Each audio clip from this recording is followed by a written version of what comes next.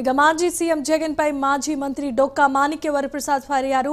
మాజీ సీఎం ఇప్పుడు కూడా ప్రజలకు అబద్ధాలు చెప్పే ప్రయత్నమే చేస్తున్నారని ఆయన ఆరోపించారు. అసెంబ్లీకి వెళ్లి ప్రజల పక్షాన మాట్లాడవలసిన వ్యక్తి ఇలా బాయ్కట్ చేయటం సిగ్గుచేటన్నారు. అసెంబ్లీకి హాజరు కాకుండా వైసీపీలో ఉన్న 11 మంది ఎమ్మెల్యేలపై అనర్హత వేటు వేయాలని మాణిక్య వరప్రసాద్ డిమాండ్ చేశారు.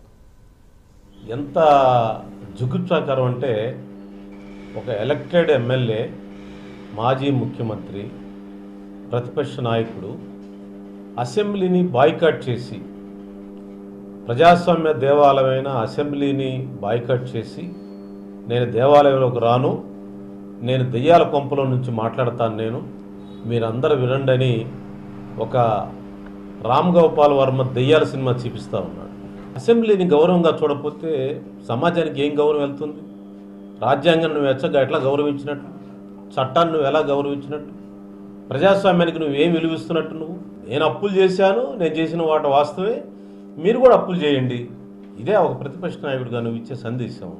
ఇదే బడ్జెట్ మీద నీ ప్రసంగం? ఎంత ధైర్యం నీకు ప్రజాస్వామ్యంలో?